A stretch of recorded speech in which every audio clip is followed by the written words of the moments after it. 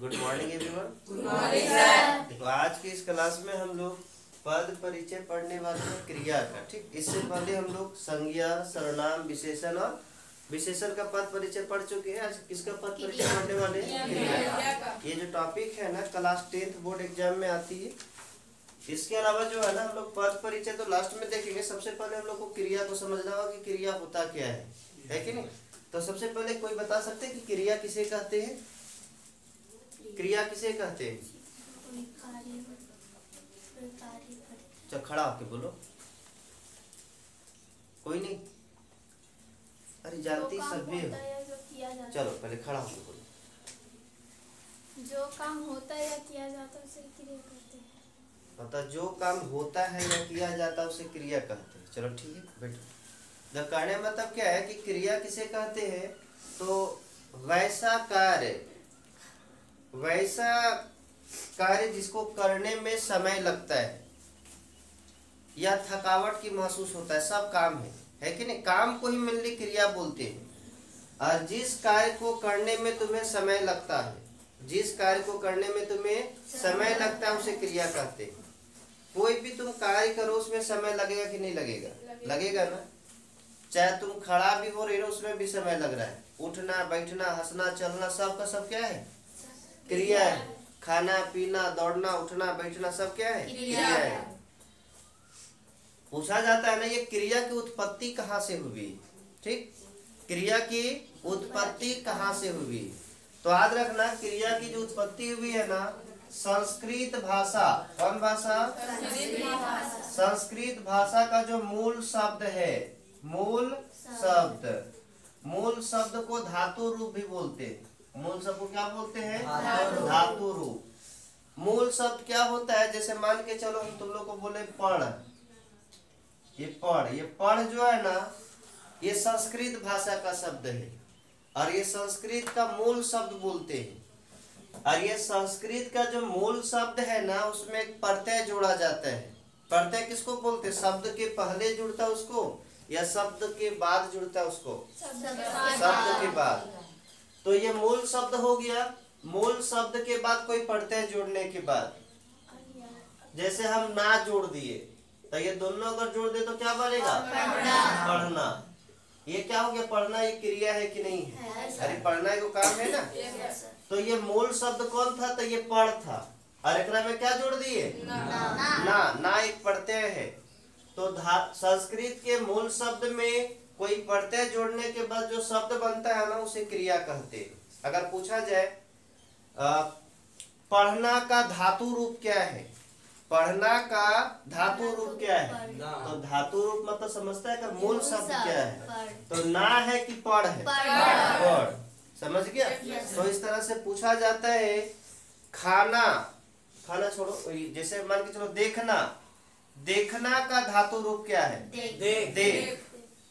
क्या है? देख। हंसना का धातु रूप क्या है? ओकरा में ना जो है ना प्रत्यय जोड़ा जाता है।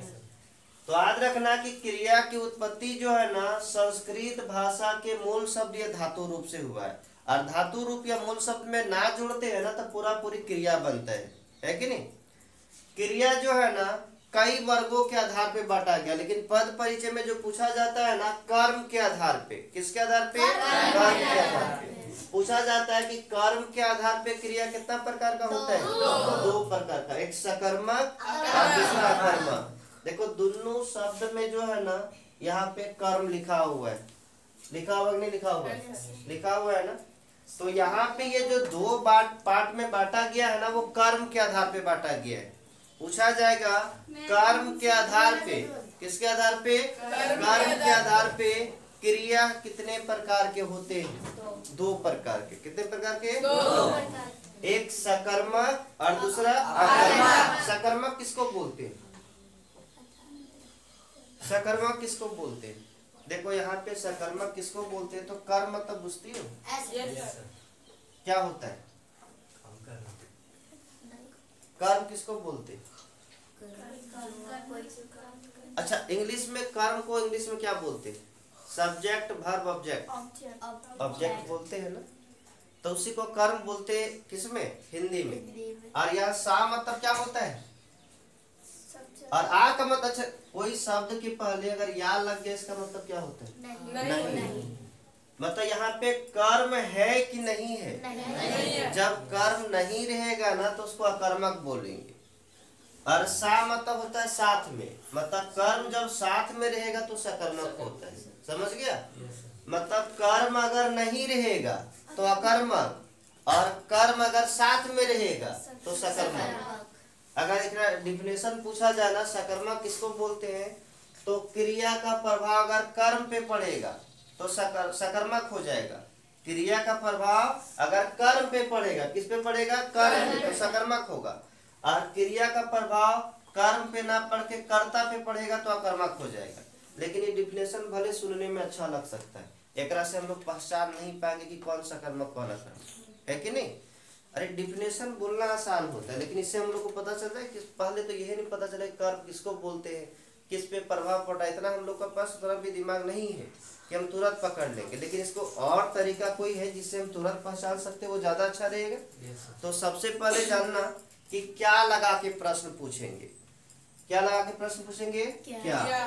क्या से प्रश्न पूछेंगे। अगर उत्तर आएगा, अगर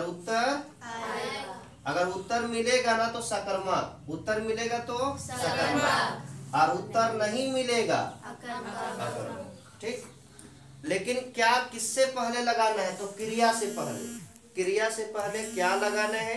अगर उत्तर मिल गया तो सकर्मक, और उत्तर नहीं मिला तो अकर्मक। जैसे हमें बात लिखे, राम टीवी देखता है। अब इसमें तुम लोग को बोले कि क्रिया कौन है? देखना, देखता। ठीक। अब यहाँ पे देखना से पहले तुम क्या लगाओ? क्या देखता है? टीवी। उत्तर आया कि नहीं आया? आया ना। तो यहाँ पे जब उत्तर आ जाएगा तो सकर्मक या कर्मक? तो अगर पूछे कि ये कौन सा वाक्य है, सकर्मक क्रिया का क्या कर्मक क्रिया का? इसमें सकर्मक क्रिया मतलब कर्म है, यानी देखो ऑब्जेक्ट है कि नहीं है? है ना। तो ख्याल रखना कि जब क्या लगा के प्रश्न पूछेंगे उत्तर आएगा तो सकर्मक, और उत्तर नहीं आएगा तो अकर्मक। लेकिन इसमें भी कंफ्यूजन होगा। कभी कभी ऐसा भी होगा ना कि तुम लोग क्या लगा के प्रश्न करेंगे उत्तर भी आएगा, लेकिन हो सकता है कि वो सकर्मक ना हो, वो अभी हम समझेंगे कैसे होगा सो। लेकिन ख्याल रखना कि कुछ कुछ ऐसा क्रिया है ना जो हमेशा सकर्मक होता है, और कुछ कुछ ऐसा क्रिया जो हमेशा अकर्मक होता है। अगर वाक्य में वो लिखा दिख जाए तो क्या लगा के प्रश्न करोगे भी नहीं ना, तब भी बता सकते हो कि ये सकर्मक है कि अकर्मक है।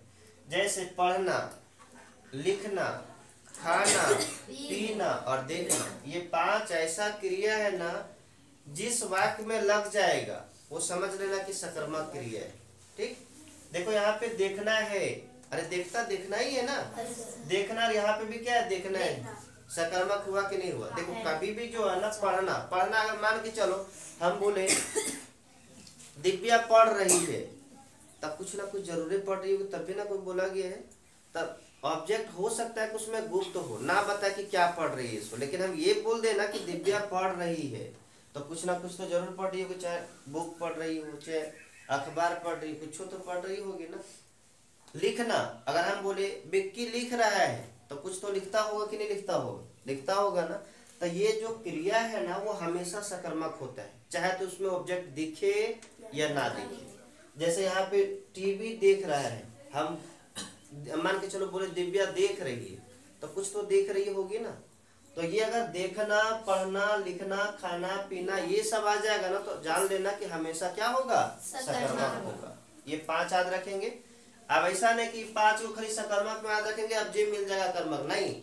यही 5 है जो हमेशा सकर्मक होते हैं, और यहाँ पे भी हम 5 लिखे हैं जो हमेशा क्या होता है? अकर्मक होता है। कंफ्यूजन किस बात का हो जाएगा कि किसमें सकर्मक बोले थे, किसमें अकर्मक बोले। तो देखो पढ़ना वाला में तो सकर्मक जानते कुछ ना कुछ जरूर पढ़ रही होगी, लेकिन इधर देखो सोना, क्या सो रही होगी? सोना के साथ कोनो संबंधित है नहीं ना। तो देखो यहाँ पे जो है ना तुम डायरेक्ट रिलेट कर सकते हो। सबसे पहले देखो सो गई, सोने के बाद क्या करोगे? उठेगी ना। तो सोना के बाद उठना, और उठने के बाद क्या करेगी? चलेगी। ठीक। अब चलेगी और मान के चलो रास्ता में कोनो बात बोल दिया तो हंसी आ गया तो हंसेगी, और हंसने के बाद क्या करेगी, उड़ जाएगी। ठीक, देखो पहले सोना, सोने के बाद क्या करोगे, उठना, उठना के बाद चलना, और चलना के बाद हंसना, हंसना के बाद उड़ना। ये 5 जो है ना आकर्मक क्रिया, अगर किसी में लग गया तो समझ लेना वो कौन सा है, आकर्मक है। लेकिन अगर हम तुम लोग को पूछे कि एक हम जैसे बोले पेड़ से, कहां से, पेड़ से पत्ता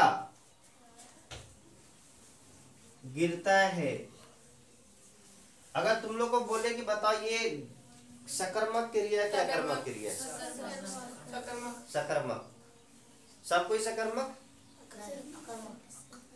अकर्मक भी बोल रहे कोई, सकर्मक या कर्मक, सकर्मक, लेकिन ये सकर्मक नहीं है। तुम लोग अभी क्या किया, क्वेश्चन किया क्या गिरता है, और तुरंत आंसर निकाला पत्ता गिरता है कि नहीं।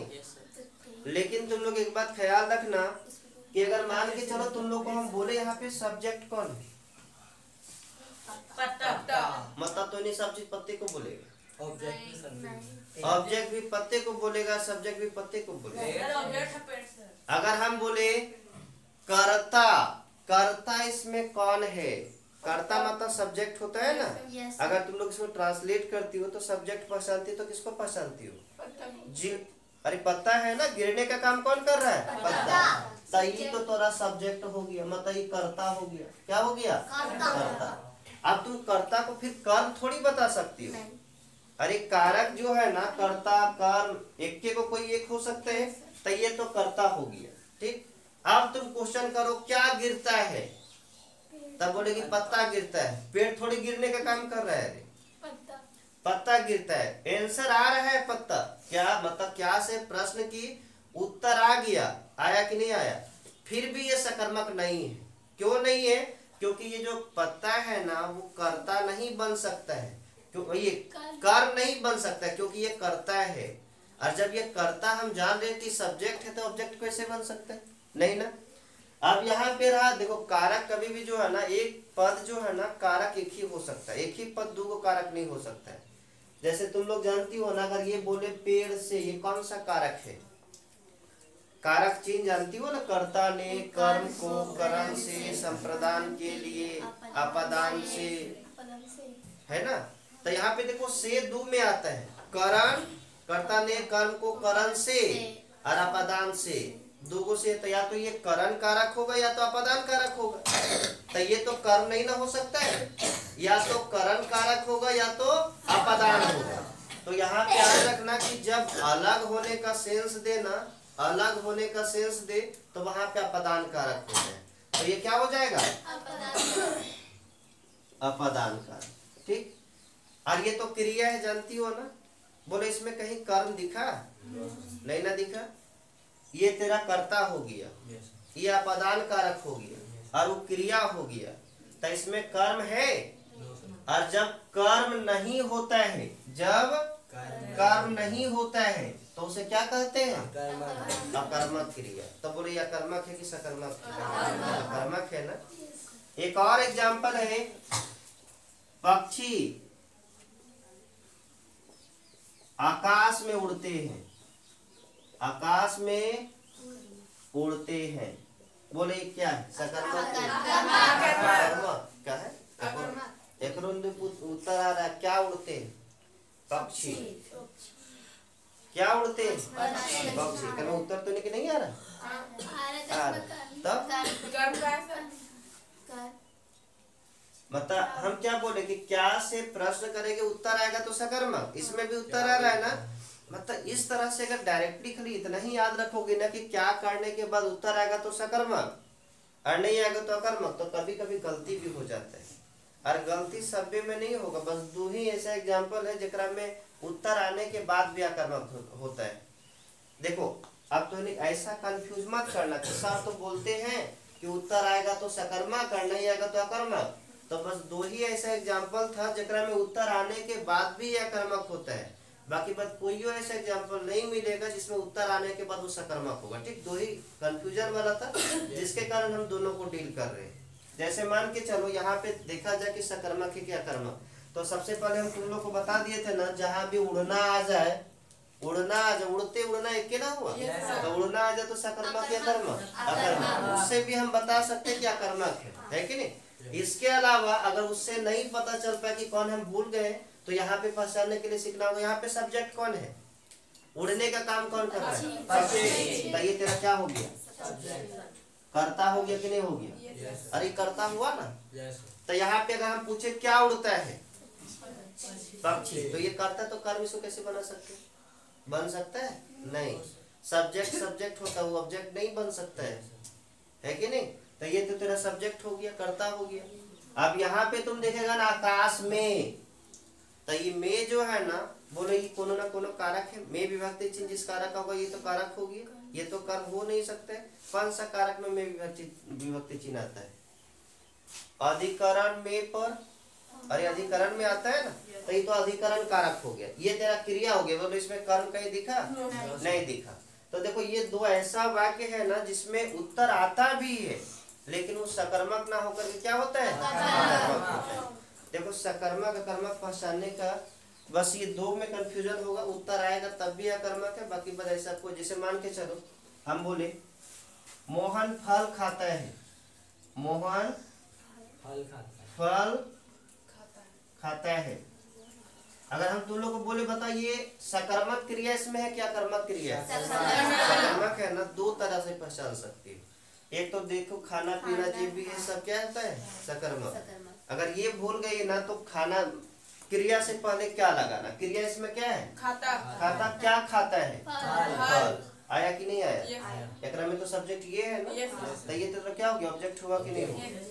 तो इस तरह से अगर क्वेश्चन करोगे ना उत्तर मिल जाएगा तो क्या हो जाएगा, सकर्मक, और नहीं मिलेगा तो अकर्मक। ये तुम लोग का था क्रिया। अब हम लोग समझते हैं कि क्रिया का पद परिचय, क्रिया का पद परिचय। जैसे मान के चलो पूछे तुम लोग को रोहित, छोड़ो, मोहन चल रहा है, मोहन चल रहा है। ठीक, इसमें बोला कि रेखांकित पद का परिचय दो, रेखांकित पद का परिचय दो। अब यहाँ सबसे पहले तुम लोग को ये बताना है ना कि ये संज्ञा है कि सर्वनाम है कि विशेषण है कि क्रिया है, क्रिया है ना, क्योंकि चलना एक तरह का काम है कि नहीं, तो ये क्रिया हो गया। तो सबसे पहले लिखेगा यहाँ पे क्रिया। ठीक, अब क्रिया में यहाँ पे ब्रैकेट में तुम लिख सकती हो कि कौन सा क्रिया है, अकर्मक है कि सकर्मक है।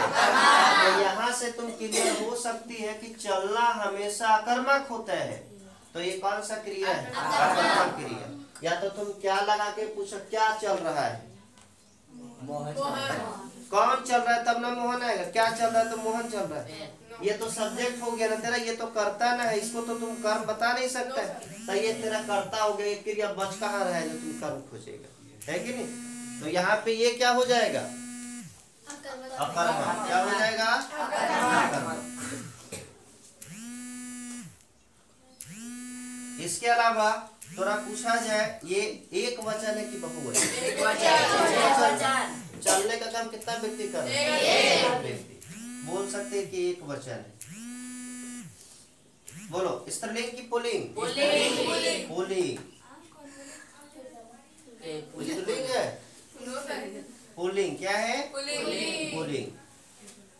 कौन सा काल का सेंटेंस है, वर्तमान का। कौन सा काल, वर्तमान काल, है कि नहीं। तो इस तरह से परिचय दे सकती हो, दे सकती हो ना। अगर हम बोले मोहन खाता है, मोहन खाता है, देखो मोहन खाता है, सबसे पहले हम जिससे पूछेंगे वह बताएगा। ठीक, मोहन खाता है, व्यक्ति खड़ा हो।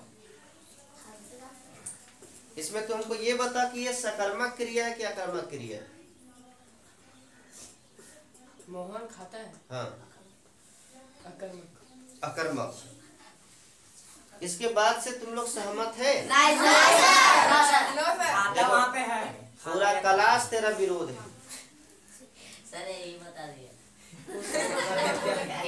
चलो एक तुम बैठो, तुम खड़ा बोलो सकर्मक या कर्मक? अकर्मक। क्यों न सकर्मक। सकर्मक क्यों? सर खाता कभी भी आएगा तो सकर्मक होता है। हाँ, एक बात हम पहले भी बता दिए कि ये सब ये क्रिया जब भी दिखे हमेशा क्या होता है? होता है कि नहीं? और इधर वाला दिखे तो अकर्मक होता है। यहाँ पे देखो तुम क्या खोजा कि मोहन तो हो गया सर सब्जेक्ट, मतलब ये कर्ता हो गया और ये वर्ब हो गया, इसमें भी तो कर्म नहीं दिख रहा है सर, तो कैसे हम बोल सकते हैं सकर्मक है? लेकिन यहाँ पे कर्म जो है ना छिपा हुआ है, कर्म गुप्त है, बताना नहीं चाह रहा है। मोहन खाता है, कुछ न कुछ खा रहा होगा। हाँ, वो बात हो सकता है कि अच्छा चीज नहीं खा रहा है इसीलिए नहीं बता दे रही है कि नहीं, या तो अच्छा चीज खा रहा है सब दौड़ जाएगा इसीलिए नहीं बताया है कि नहीं। हो सकता है सबसे पहले विक्की दौड़ जाता है इसीलिए मोहन खाता है ताकि ये जाए नहीं कि कुछ खा रहा है कि नहीं। तो यहाँ पे कर्ता जो है ना वो गुप्त है, लेकिन कर्ता होगा कोई ना कोई, है कि नहीं। तो याद रखना कर्ता नहीं कर्म, कर्म होगा इसमें, कर्ता तो है ही, मतलब इसमें कर्म छुपा हुआ है। ये कर्म जो है ना गुप्त रखा गया है, इसका मतलब ये नहीं कि कर्म नहीं दिख रहा है तो अकर्मक हो जाएगा, ये भी क्या हो जाएगा? सकर्मक। सकर्मक अकर्मक में किसी को दिक्कत तो बोलो नहीं ना? इसके अलावा क्रिया का पद परिचय पहचान लोगी? कोई दिक्कत है नहीं। इसमें क्रिया का पद परिचय में सकर्मक अकर्मक ही पहचानना रहता है, ठीक। तो और कुछ कंफ्यूजन है तो बोलो। इसमें बोर्ड में लिखा हुआ चीज कोई भी, ये धातु रूप क्या होता है समझ गए? मतलब ये जो मूल शब्द था ना, मूल शब्द अच्छा तुम लोग हम बोले अगर ये लीक जो है लीक, ये लीक जो है ना ये क्या है? धातु रूप या मूल शब्द? धातु रूप या मूल शब्द। ये किस भाषा का शब्द है? संस्कृत भाषा का। अगर पूछा जाए सबसे प्राचीनतम भाषा कौन है? संस्कृत। सबसे पहले संस्कृत ही चलता था, बाद में दूसरा भाषा का ओरिजिन हुआ, लेकिन सबसे पुराना भाषा संस्कृत था। पहले के लोग ज्यादातर पहले के जितना भी भगवान का दर्जा जिनको दिए सब कौन भाषा बोलते थे? संस्कृत भाषा बोलते थे, नहीं बोलते थे। तो ये जो है ना लीक जो है संस्कृत भाषा, इसको मूल शब्द भी बोल सकते हैं या धातु रूप बोल सकते हैं। और जब ये मूल शब्द या धातु रूप में अगर हम एक प्रत्यय जोड़ दे तो क्या बन जाता है? लिखना। और लिखना क्या है? क्रिया है। तो आज की क्लास में इतने, तब तक के लिए